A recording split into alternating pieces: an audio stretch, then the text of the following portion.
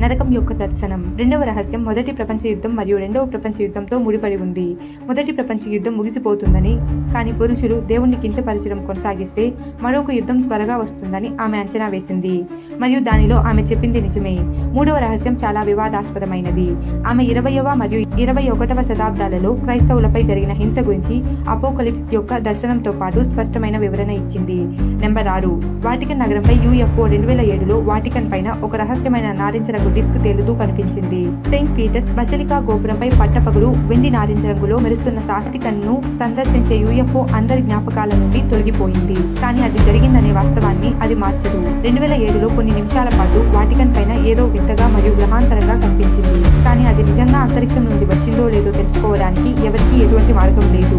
Number 5. The last gospel. యేసుక్రీస్తు Mary మెగ్డలిన్ ను వివాహం చేసుకున్నాడని మరియు పిల్లలు పుట్టారని వ్రాతపూర్వక ఆధారాలు ఉన్నాయని చెప్పబడింది.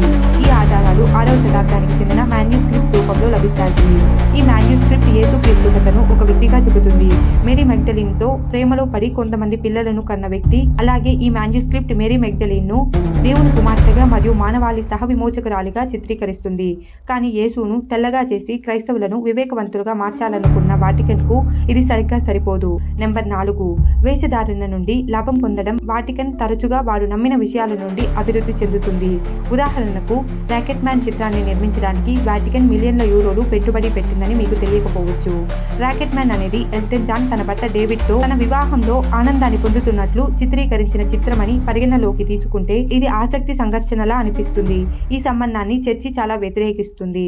కానీ ఈ చిత్రం దాని గురించి అయినప్పటికీ వాటికన్ దానిని తయారు చేయడంలో దాదాపు $1 మిలియన్ పెట్టుబడి పెట్టడంలో ఎటువంటి సమస్య లేదు. తద్వారా వారు పై మొక్కను పొందవచ్చు.